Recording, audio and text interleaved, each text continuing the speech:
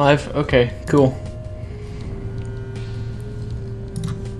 Alright. Hello, guys. Welcome to the Rise of the Triad Power Hour.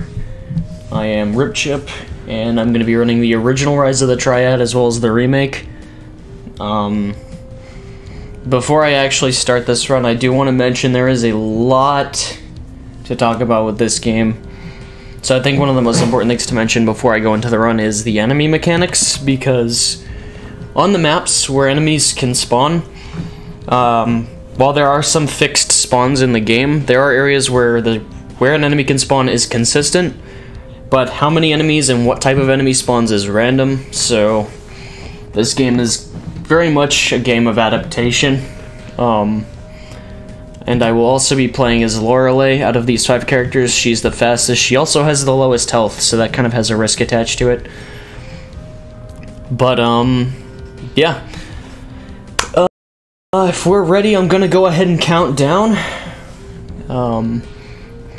Let's go ahead and get this started at 5, 4, 3, 2, 1, go.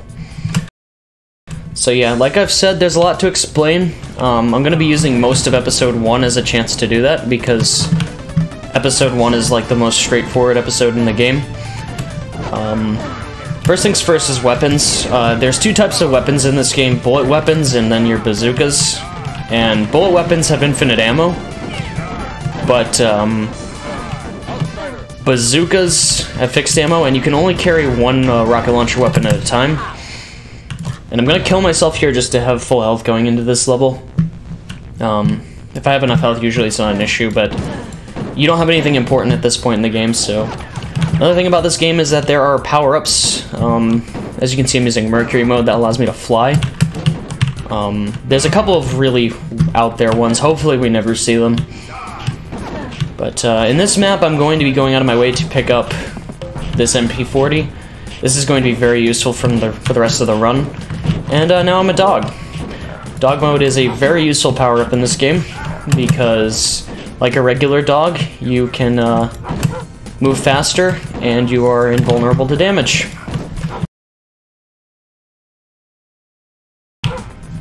The other thing that's really useful about dog mode is that there's a technique I like to call puppy jumping, where you can use the attack, which allows you to jump, as well as the action button, which allows you to jump, and you can stack the 2 of them on top of each other to do a double jump. And this will allow you to jump over enemies as well as certain obstacles. And that's very useful for getting through levels fast, as well as some shortcuts later on. So yeah, like I said, the first few levels of the game are pretty straightforward. As far as enemies go, most of the enemies in Episode 1 are a problem. The main ones you gotta watch out for in Episode 1 are High Guards, which are the enemies with machine guns, because they have rapid-fire hit-scan weapons, which do a lot of damage, and Over Patrol, which are the enemies dressed in black. And you want to watch out for them because they throw nets at you. And that'll just make you vulnerable to attack for a very brief period of time. It's not a huge time loss if you get netted, but it's just better not to have it happen. You want to be in full control pretty much the entire game. One way you can deal with the net is by picking up that knife. A knife lets you cut through nets instantly. There's also a really weird glitch with this game where if you pick up a knife at any point and you restart the game, even if you haven't picked it up in your playthrough, the game will consider you have picked up the knife already. Also, you see those things right there. This game also has a lot of traps that you're going to want to try to avoid, because they do a lot of damage. There's like fireballs and walls of lava, spinning blades. You know, it's like it's basically everything you see in Los Angeles, but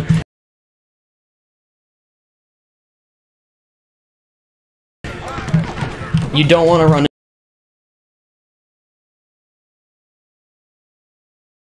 into them, because they'll kill you pretty quickly.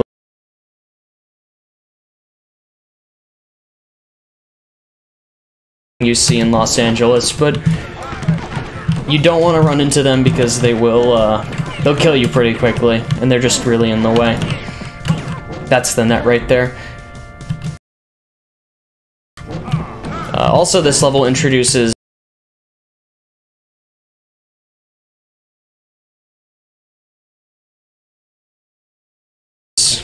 a thing this game has, which is the random power-up, which can give you a random power-up.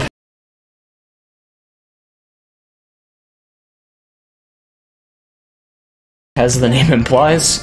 Hopefully we're gonna get God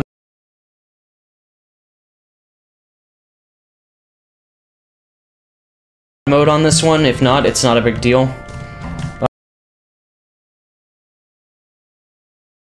We got dog mode, which is good, but it's better to have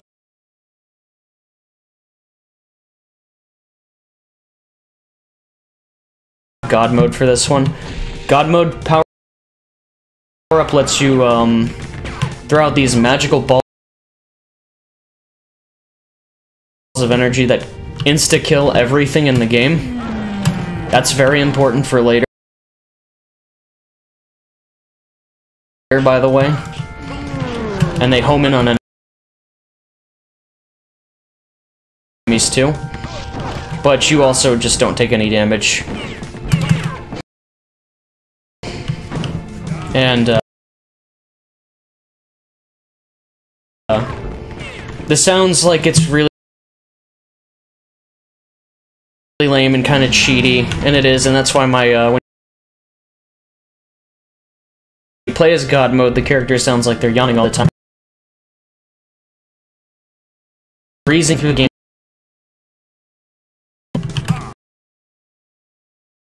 A little from 1995 that's running on a modified Wolfenstein 3D engine, so you'll see a lot of similarity in its level layout. But it is a very heavily modified version of a very primitive, so like band-aids. Anytime you go in an elevator, there is a random chance you will get elevator music. And you do not want that to happen, because if you get elevator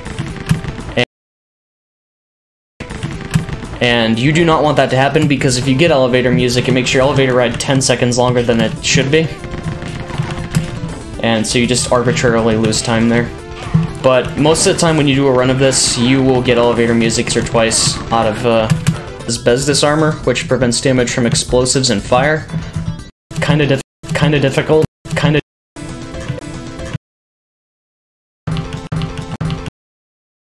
be level, but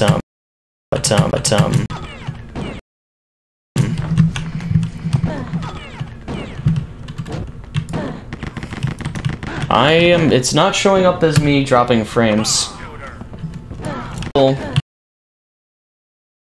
Be some really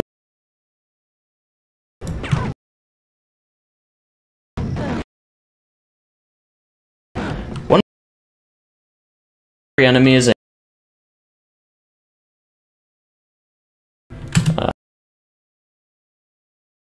but it is anytime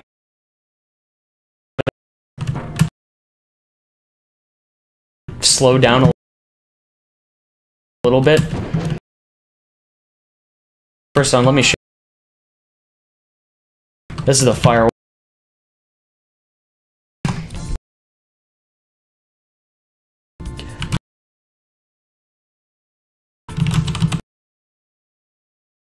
Switch servers. Fine. Why it's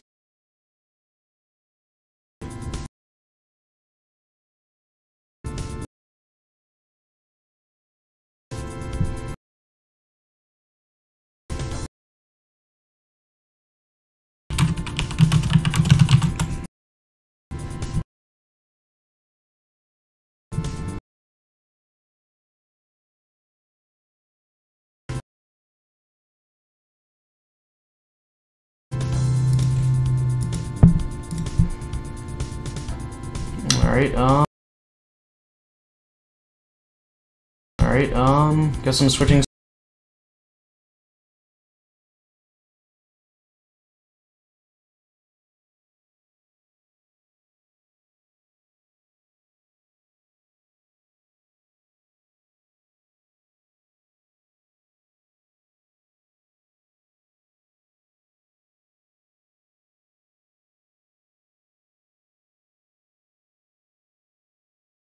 Alright, guess I'm switching servers real quick.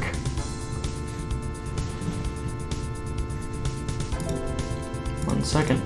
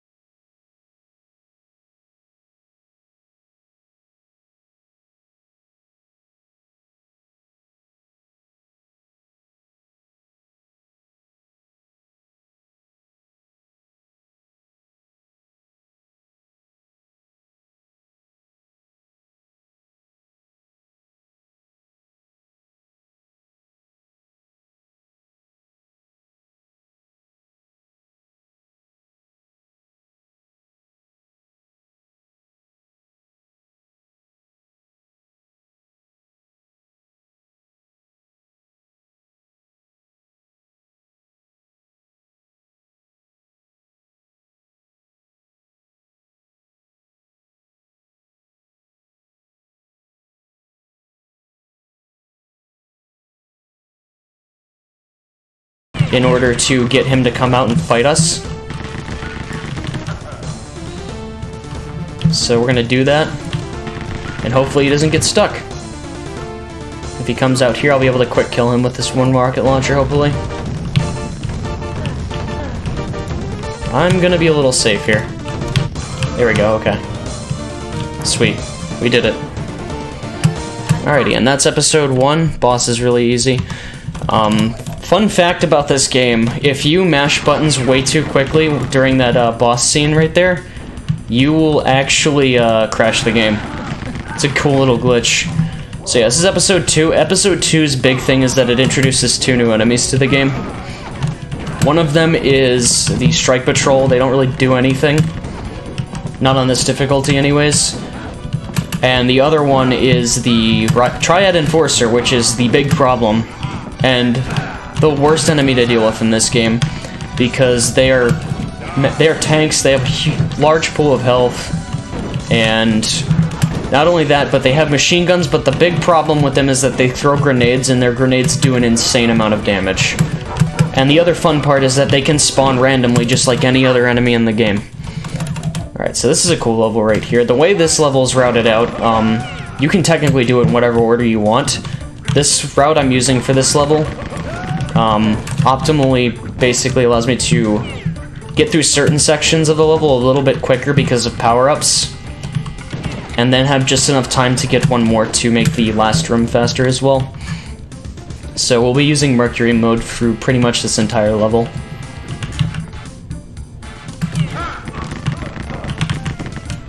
It's useful here because we can just fly over this fire. And this game doesn't have like a vertical height check on switches, so you can just hit switches from the very top there, and you can completely dodge having to get near the fire to hit it. Alright, this is a little bit of a scary area because the collision on that key is not very good. So sometimes you can misgrab it. Sometimes you'll get hit by those fireballs, and that's really bad because they'll kill you instantly. Alright. Now we're on the last room to get the last key on this level. Another thing that's useful about having Mercury mode is that there are these other traps that you can't really see on the floor called potholes. And potholes will make you lose health, but they'll also slow you down because you have to pull yourself out of them. So you don't really want to have to deal with that. So we're going to grab one more of these Mercury modes because this room right here going to the exit has a ton of potholes on the floor, and we do not want to get stuck in them. So it's worth it to go out of your way to get them. But the jump pads right there, they're really they've got some really weird things going on with their collisions, so sometimes it's really hard to get past them.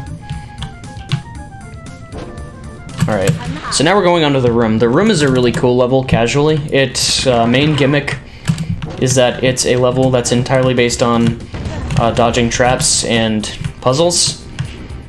It's there's no enemies on this map whatsoever. which is kind of cool. The only exception to that is on Looter, the highest difficulty. There is one room that does have one enemy in it, literally only one. But other than that, there's no enemies on this map. So activating this switch gets you to the next key, but it also activates some other traps, so we just hit the switch again to deactivate the traps. Just makes getting through this level a lot safer and a lot less scary. Because if you let all of the traps get active, this map becomes an absolute nightmare. Alright, and we're almost at the end. Just gonna grab that healing basin right there, and we're going on to this one. This level is where enemy spawn RNG can actually be a problem at the beginning if you're not lucky. You kind of want to just run right through everything and hope to God that nobody throws a grenade at you. We're gonna get that bulletproof armor to kind of mitigate some of that, but regardless, you still don't want to get hit by a grenade. That will not end well. And we're going to do a cool little rocket jump here. In case you didn't notice already, rocket jumps are a mechanic in this game. I think this is the first game to include them. But, yeah, that jump basically just gets us straight to the end. Just kind of nice. Because I don't actually know how to beat this level any other way. Alright, now we're on to Rocky Plateau. Casually, this is the worst level in the game, in my opinion. It's just way too big for what it is, and, like, only small parts of the map are actually useful. So, I hate this level casually. It took me like an hour and a half to come up with just a decent route for this level when I was coming up for routes for this game. But the main thing is you want to go from each section 1, 2, and 3 with these little dots right here, hit a switch, and eventually, once you hit the last one, you'll get to a key. That key gets you to another key, which gets you to the exit. It's really dumb. There's a lot of open space.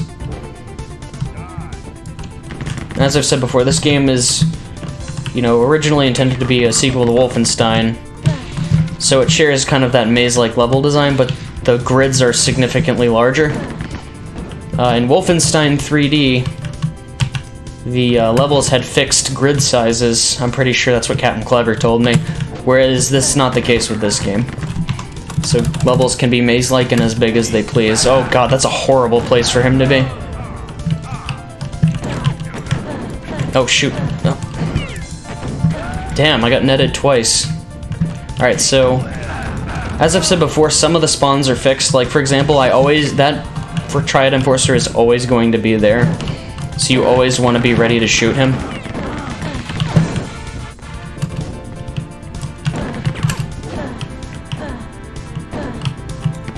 But anyways, we're at the exit.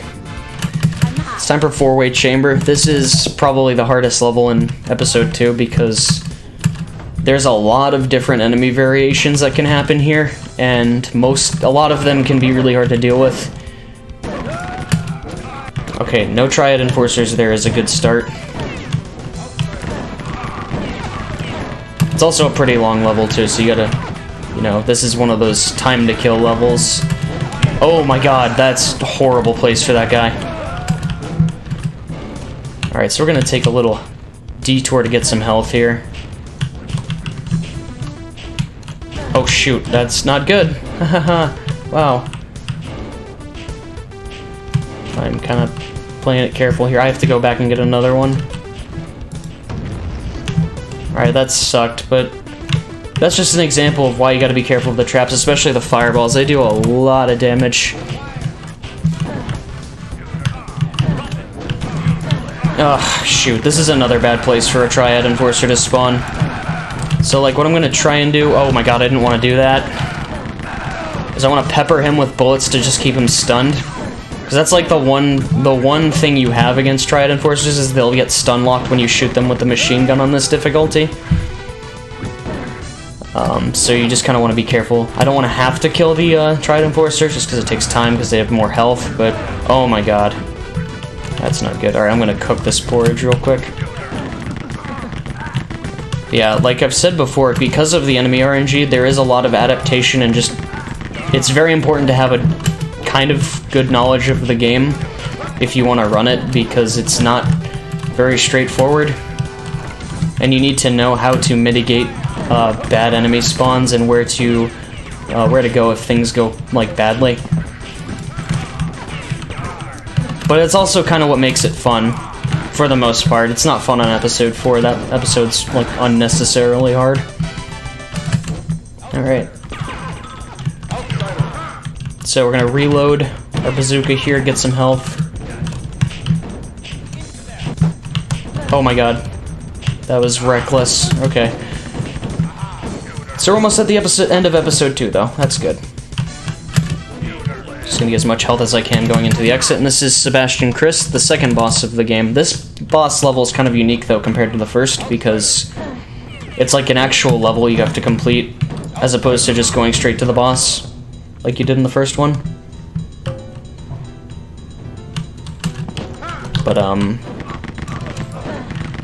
yeah, this level is, we're going to be doing a really unique strat for this level, because it's such a big level and there's stuff we have to do. There's a lot of enemies on this map, even on easy difficulty.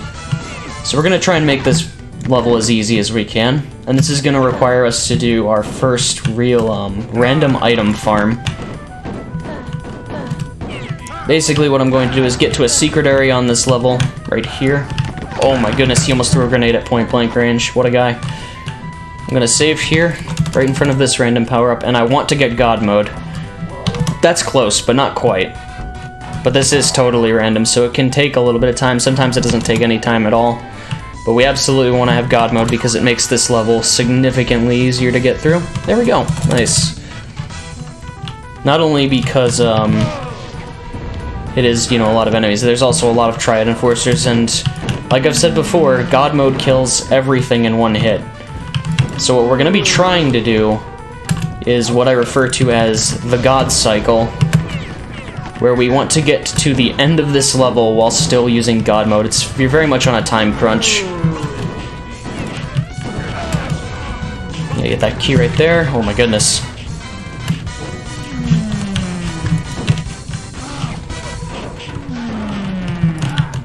And the big thing that's annoying about this level is that enemies can get in the doorways like that.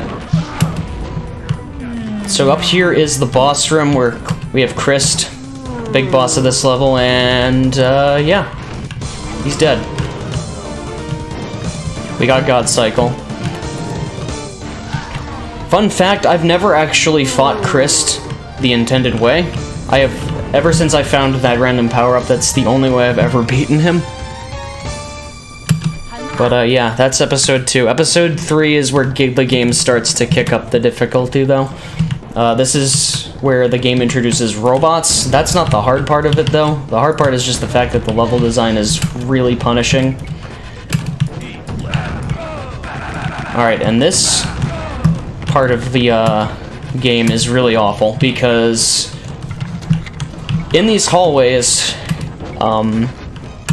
you can get a random number of Triad Enforcers, and because we only have one bazooka, if we get a lot of Triad Enforcers, this section can take a lot of time if we just get unlucky. So hopefully that isn't the case. But, okay, that's good. But yeah, the reason this is a problem is because no matter what we do, we cannot get around these guys. The hallways are just narrow enough that they're in the way and we can't go around them. So that kind of sucks. But yeah, this game's music is great, as Shadox mentioned. Shoutouts to the Manly Jackson. But yeah, we have God mode now, so pretty much the rest of this level's not that bad. It's just those hallways at the beginning because it's just all RNG, and now we're gonna have the longest hallway in the game. Because somebody at the offices of Apogee said we should make one level have an obnoxiously long hallway that they have to go through not only once, but twice. So we're gonna get 2 keys. We need to get to the exit. The iron key and the silver key. And we're gonna take another stride through this hallway again.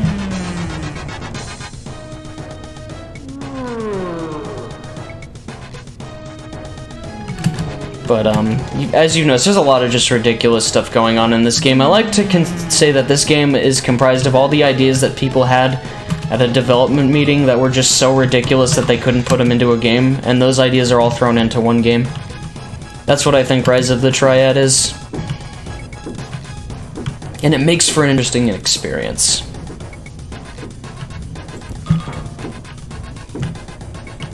I know what you think. We've barely seen any robots. There's a few right there. We don't see a lot of them, actually. Alright, Down and Over is a map where, again, enemy spawns at the very beginning can make or break your pace. You either get really lucky or you don't.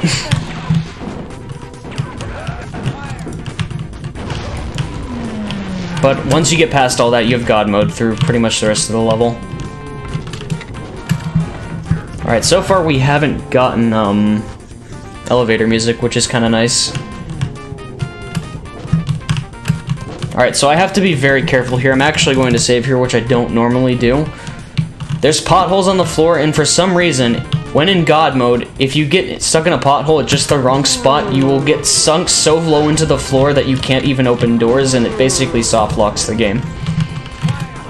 However, if you just land in a pothole and get out, you get reset to your normal hitbox size, so you become a lot smaller with God mode. I like to call that the midget God glitch.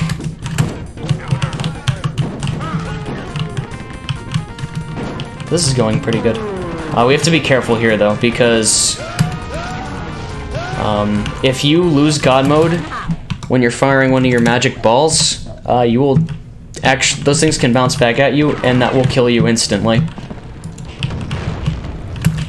So dead in 5 seconds. This map is deceptive because you can actually die in 3.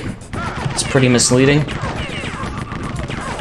This map has a couple different rooms that are just full of things that can kill you really quickly. It also introduces an enemy that we hopefully are never going to actually have a problem with, which is the Ballistic Craft.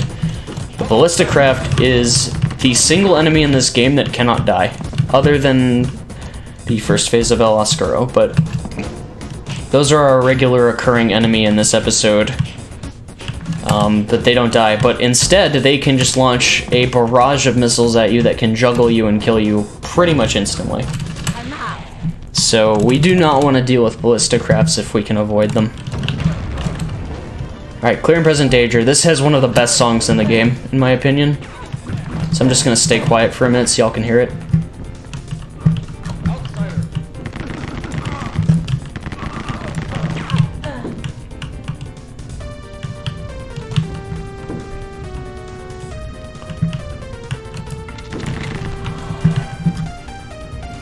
But this level is, this level's not terribly hard, but it does have one of the most annoying tricks in the game. It has a rocket jump skip we're going to be doing that is very risky.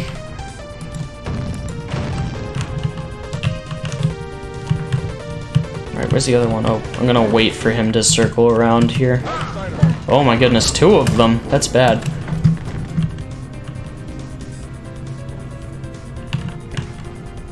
So anyways, one other thing about RNG I didn't mention is those barrels. Those barrels, when you blow them up, will give you a random item. So theoretically, if you got lucky at the beginning of the game on the very first level and you shot a barrel, you could potentially get a machine gun there. But that's a luck-based strat, and we don't do that stuff around here. Alrighty, so yeah, this is the room with the annoying skip. So you're supposed to go around a couple different rooms, hit some switches, and it reveals the path to this key at the end of this. There's a bunch of pillars that just move. I'm gonna make sure my health is maxed out here so I don't screw this up. Alright, so we're gonna save here. Now that every enemy is dead in the room, we're gonna do a rocket jump. Oh shoot. See, the reason why you want to be careful is because if I screw up this rocket jump, I will get stuck in there and I can't get out. So that's like the biggest risk attached to this one. There we go. And we just got the silver key and skipped a huge chunk of that level.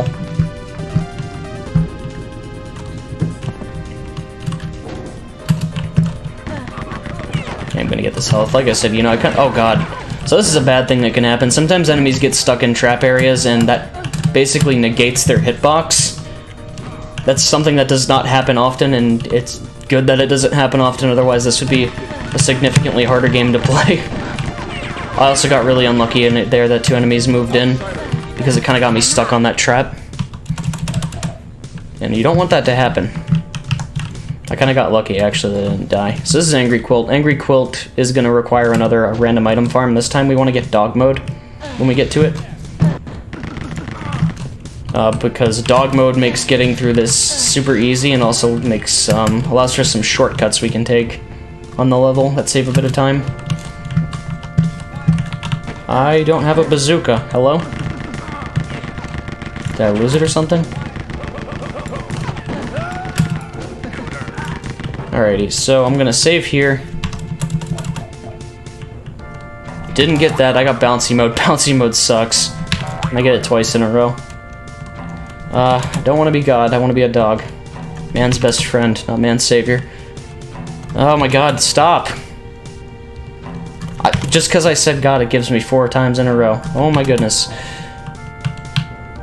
This is really unlucky, but luckily it doesn't waste too much time to do it, because normally it doesn't take this long to get a power-up that you need. Alright, sweet, we got dog mode. That took longer than it should have.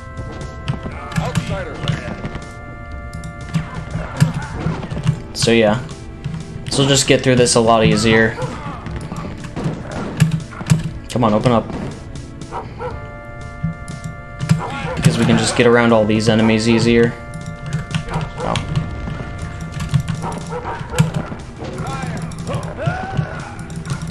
Alright. This is an elevator. This is the worst elevator to get elevator music in.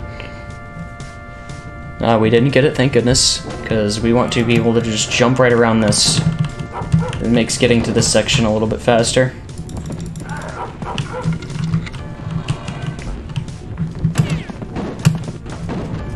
Nice. Why isn't the whole game in dog mode? Because dog mode is a temporary power-up. I wish it was all in dog mode. Dogs are cool, man. But this is Rise of the Triad, not Puppy Palace. Alrighty, so, okay, I got really lucky here. Sometimes if I get bad enemy spawns, this room can be an absolute nightmare. Alright, and now we're on to moving walls. I do not like this level at all. This is one of the hardest levels in the game. Mainly just because of the beginning. But it also gets really tough at the end. And that's gonna mostly depend on what enemy spawns I get. That's all a game of adaptation, though. There's a lot of these things, which is really annoying because it makes it hard to get through anything clean in this area. I'm kind of like stuck on a couple of them. That's annoying. Alright, there we go. Gonna reveal a hidden wall there. Grab this key and get some porridge. Alright, this is one of the first rooms where... Oh shoot, the game crashed! No it didn't, just kidding. Crisis averted. I was worried for a moment. That can happen though, that's why I was worried. Alright, so we want to make it our way through here carefully because we want to get this bulletproof armor. And we want to last as long in this level as we can with the bulletproof armor. Because there are a lot of bullet shooting enemies in this map. And if we have the armor, we don't have to deal with them. But yeah, as you've noticed, quick saving is not particularly fast in this game. You lose a couple of seconds every time you do it. So when if I do like a serious attempt for like a really good time, I will try to quick save as little as I can. There are some places obviously where it's necessary, like when you do a random item farm, but when I'm in marathon setting, I'm gonna be pretty liberal with them. Oh wow. This is kind of lucky, honestly. Usually I get 1 or 2 Triad Enforcers in this room. Get out of the way, sir. Alright, so now we're going on to the worst boss fight in the game, which is Enemy. Now, most bosses in this game, I have some sort of strat or thing that works somewhat consistently for the most part. Enemy is the anomaly in all of this, because I cannot find anything that consistently works against this boss, because he is extremely fast, extremely random, and all of his attacks do a ton of damage. And he also has a homing missile attack, which is even worse. So this boss fight could take little to no time, or it can take a while. It all depends on what he decides to do. Alright, so I missed a few of my firebomb shots there. That kind of sucks because they do a lot of damage. That's a good way to start the fight, but I wasn't lucky. Well, it was mostly I also didn't hit him, but that's kind of a luck-based thing too. Also, in case I haven't mentioned it, in boss fights, the only thing that does damage to bosses are rocket weapons, so like, it would make sense to use them anyways, because, you know, rockets do more damage than bullets. That kind of logically makes sense. Oh, I thought I grabbed the other one. Okay, never mind. Ooh. Yeah, this boss fight makes me nervous, because it's a very scary fight. And after a certain point, when enemy's health gets low enough, he does an attack where he sends a flurry of fireballs at me, and that'll basically kill you instantly if you're not careful. Like that, for example. Haha, nice. And because he's so random, sometimes he'll just go in here and it'll take forever for him to come out, which is a shame. I want to play with him. Come on, buddy. Ooh. Yikes. I'm gonna save here again. It's just, I have to be scummy with this fight because it's so inconsistent and so scary. Oh, he went back in there. That's not normal. But as you can see, enemy's also a little bit faster now. Yes, he's dead. Okay, that wasn't too bad. That was a little bit slow, but I didn't die, which is important. Yeah, this boss fight is super random, though. So, he's still the anomaly out of all the bosses. I cannot consistently find a way to deal with him. It's just kind of just, like, fight him carefully. So now we're on the last episode. This is the hardest episode in the game. Usually for really dumb reasons. This introduced monk enemies, which... There's the Death Monk, which is just a really big guy with a lot of health that will drain your life. And then there's the Fire Monks, which are a real headache-inducing enemy, because they shoot fireballs that do a lot of damage. So you gotta kind of be careful on this episode, because there's a lot more stuff that can just kill you outright. Alright, time for Fire and Brimstone. This is a pretty cool level. I'm gonna turn into a dog here at the beginning. As you can see, this level really wants you to use dog mode. As a matter of fact, it's required to use dog mode to beat this level, because they make a key inaccessible without it. So they give you plenty of opportunities to do that, so if you can't get this key with dog mode, I don't know what to tell you. I'm gonna grab this crystal, actually, for some extra health.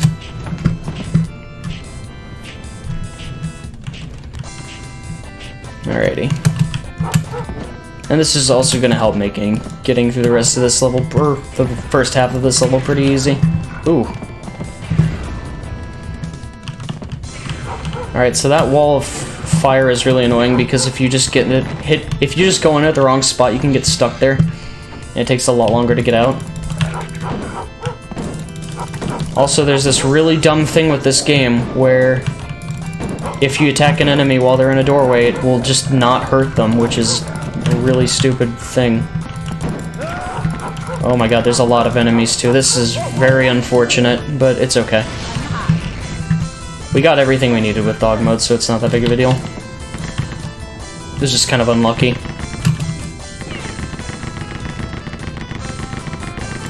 Alright.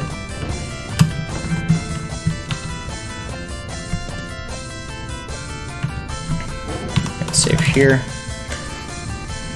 So coming up here, we're going to go out of our way a little bit to get a bazooka, because this dark staff is not going to give me exactly what I need.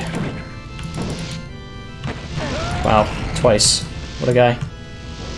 Oh, shoot. My gun glitched out. Alright, good game. I'm gonna have to reload my save. That was really weird. Yeah, getting netted at the worst time can cause a lot of really bad glitches in this game. And it happened again. Alright, I gotta be I'm gonna just be really careful. I'm just gonna use the machine gun, screw it. But I think my favorite thing is that if you pick up a weapon while you're cutting through the net, the game gets you stuck in this state where you're just undoing the net and you can't switch weapons, so you literally can't do anything. That's a cute glitch. Alright, so we're gonna do a rocket jump here to get this key right here. Pick up that health, and we're gonna do it again. Oh yeah, by the way, rocket jumps just sometimes don't work, which is kind of great. Just pick up this last bit of health before we move on.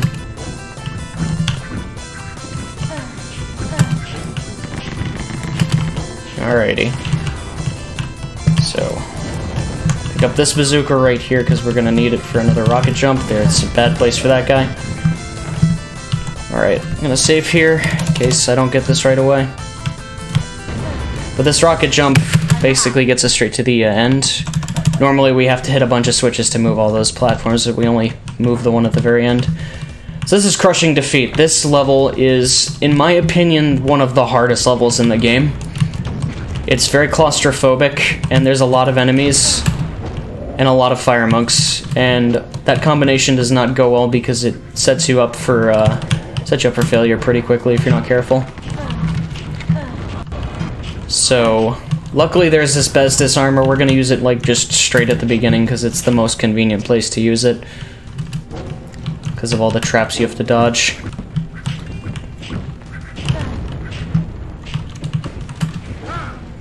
Yeah, but if you're not lucky and enemies just get in your way, this level can take some time.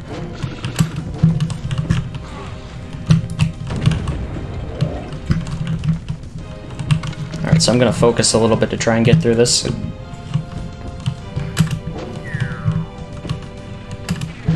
Alright, this part right here is the doozy. This one is where I can get really unlucky and get a lot of enemy spawns that are really hard to deal with. So hopefully that doesn't happen. We'll see though. Okay. Yikes. Okay, I can make this good. Whew. That part is a nightmare. And luckily there's a healing basin right at the beginning, so here we are. This is going to be another level with item farming because dog mode makes this level super quick. Hopefully we get it in a reasonable amount of time. I'm gonna save here though, just to get ready. Hopefully I get it soon. Alright, sweet, we got a second item, that's good. Good luck. And the main reason why is because it lets us just take a few shortcuts through parts of the level. And those shortcuts really add up. Also just saves you the trouble of, you know, not having to worry about dying. That's always good.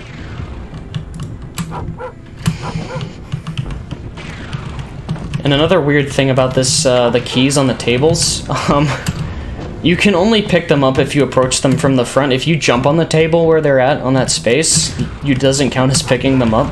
It's kind of interesting.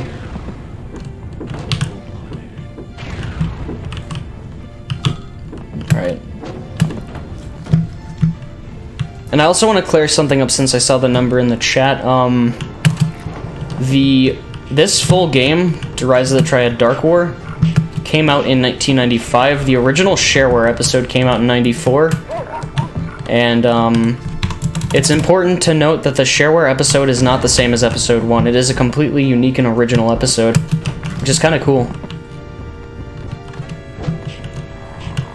I eventually want to route and do the shareware episode.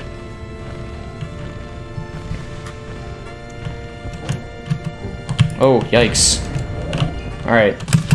Backfire. This is like the last really kind of hard level in episode 4. because like the other levels, there's just a lot that can kill you really fast. I should also remind people that this is on the easy difficulty. That does not mean by any stretch of the imagination that this game is easy. This game's actually pretty hard. For reference, my best time in this game is 49 minutes flat. I played this game on the hardest difficulty, Crazy Man difficulty, and it took me just under 4 hours. And about 30 minutes of that was spent fighting enemy. Oh shoot. This part sucks because the monk spawns are random and you don't have a lot of dark staff ammo, but you absolutely have to kill these guys because otherwise they will get in your way. It's very important that you take care of them. So anything you can't kill with the dark staff, you have to use the machine gun for. And that just takes a little bit more time, which sucks, but plus side is you can stun lock enemies, so that's good.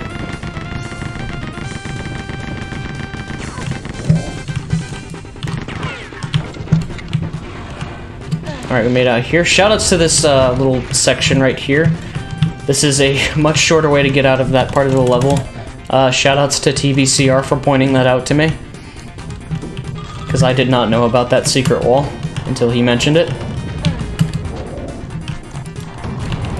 Alright, so we got good health here now, that's nice.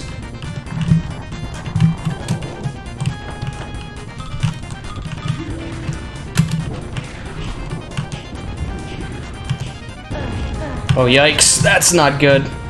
Alright, I'm gonna be a little safe here. The combination of the enemies that are in that room and all the traps I have to dodge here makes for a really kind of annoying guessing game I have to play. Like, when is it safe to cross the road?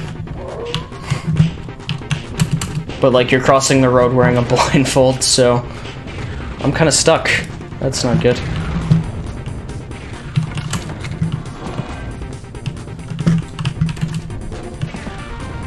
Alright, so we are done with this level. That actually went really smoothly. Circles of Fire. Circles of Fire is a nice break from the past few levels. This level's actually pretty easy. There's only one kind of hard thing we have to do. Which is, like, a developer-intended thing that gets you asbestos armor, but it is a very difficult thing to get, so... because you just don't have a lot of time. So hopefully we get it relatively quickly. I'm going to make a save until I get to that spot. But there's these like barely visible touchpads on the floor that trigger doors. Oh, cool, got it first try. You don't have very much room to get through that. But yeah, we want to have asbestos armor because it makes the rest of this level super easy. Because you don't have to worry about dying. For the most part. Come on, open up again. Open up again. Jesus, alright. And we just have to go in all these rooms and activate all these switches in order to open up the exit. Really simple level. And I always fire a dark staff around there because there's a chance an enemy is at the very end. So now we're in the lair of El Oscuro. This is not the actual last level of the game. This is leading up to the showdown with El Oscuro. But we're not actually going to, like, quote-unquote fight him in this level. This is like the boss level of episode 2, where we have to basically finish an actual level before we get to the boss. And the key layout for this level is just stupid, honestly. Because there's a door right there, and there's a key. But guess what? This key doesn't go to this door. This door is all the way back at the beginning of the level. So... we've got to make our way all the way back.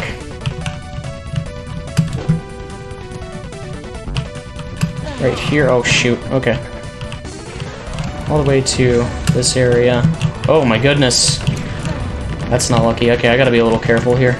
Actually gonna save. Because there is always a fire monk at that section of the thing where the key is. You Gotta be very careful, because if he's in a bad spot, it's very likely that he'll hit you at point-blank range.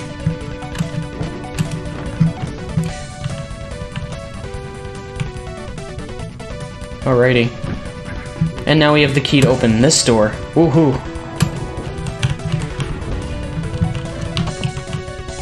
And we're just gonna make our way through here. Last elevator of the game. And of course, I couldn't have a run without elevator music. This is what happens when you get elevator music.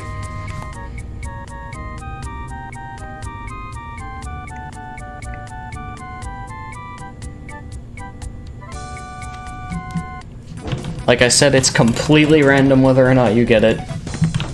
So this is El Oscuro, like phase 1 of El Oscuro, I should say. Normally boss fights require you to shoot a boss until he dies. However, with El Oscuro, shooting him does absolutely nothing. As a matter of fact, it's encouraged that you don't shoot him, because if you do, he gains life back and will attack you. So this is just a contest of waiting. You have to wait, and unfortunately you have to wait because the exit to the next level is blocked off and it doesn't move until he finishes what he's doing here. I've tried a number of different ways to try and skip it, and it's just not possible. Not right now anyways. If somebody wants to find a way to do it, please. You will make this game so much better if you do that. But El Oscuro has a couple of different attacks. The fun thing about him is he has a unique attack for every weapon you use against him. That kind of mimics whatever weapon you shoot at him. He also has this ridiculous attack where he flies at you. That attack is not protected by his Besdes armor though, so we gotta hope he doesn't do it.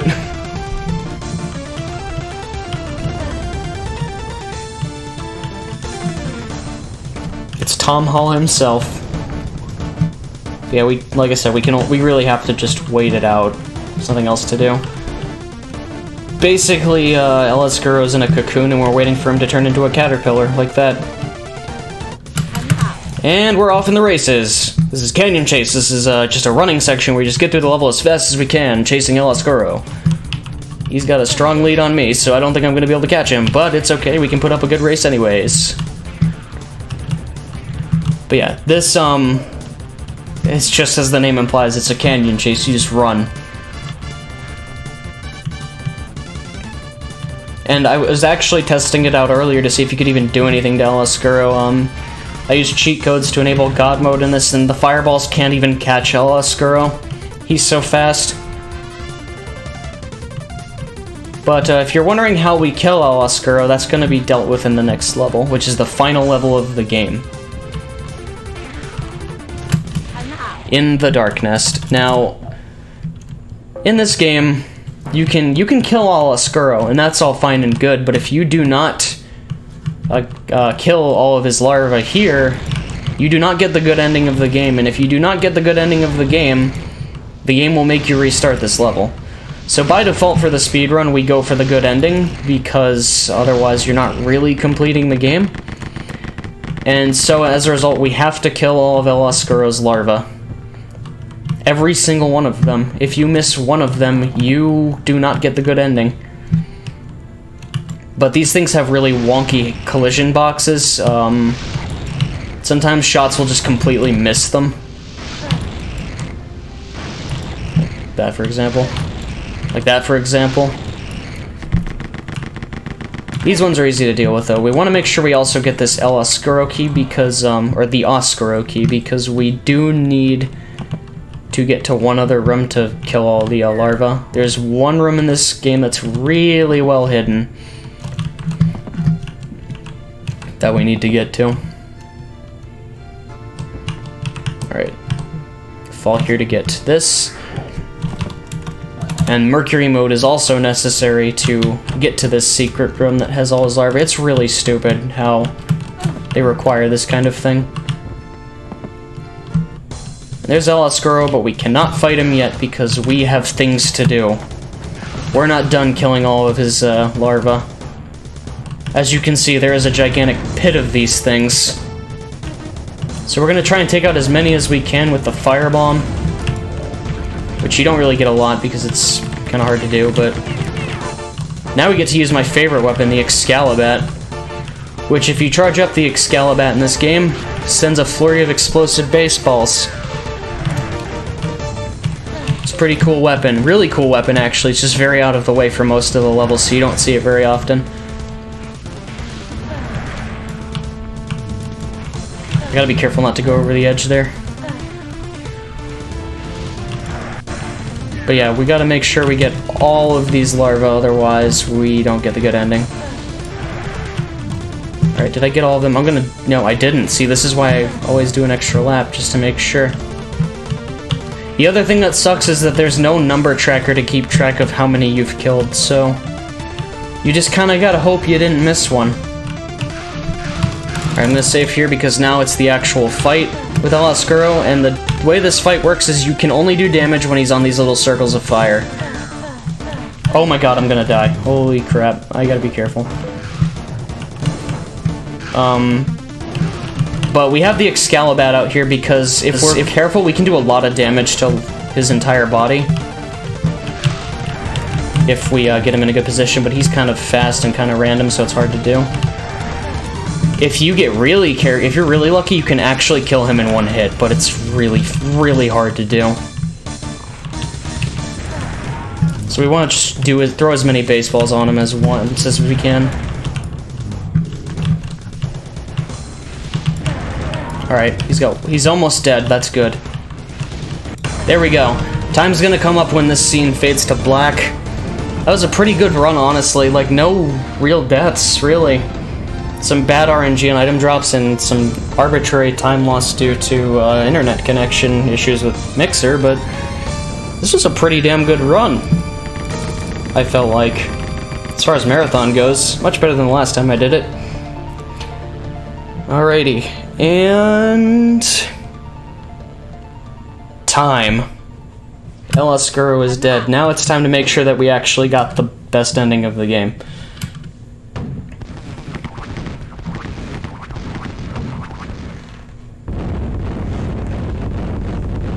So yeah, this is a, like I said, this is a game with a lot of luck, so things can go really well or they can go really, really bad, but things went pretty well for the most part.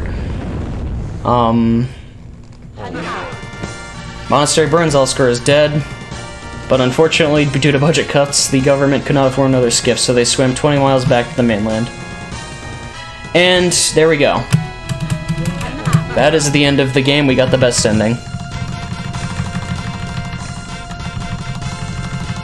10 minutes underestimate? Wow, I am such a god game. This is annoying, because if I didn't save a lot, and I didn't have that spot where I had to switch servers, this could have easily been on world record pace. God damn it. Alright.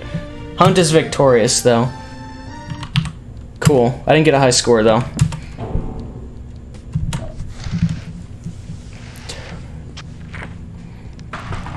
"10 minutes underestimate." Damn, that's good. Alright, so that's cool, but if you haven't had enough Rise of the Triad, which, let me tell you, I can never have enough Rise of the Triad in my day. We're about to play the 2013 remake next, which, you know, that game is, the game I just played is a lot about adaptation and, you know, dealing with enemy RNG. This game is a little different. This is a very different game, entirely. So I will just wait. Oh, hold on.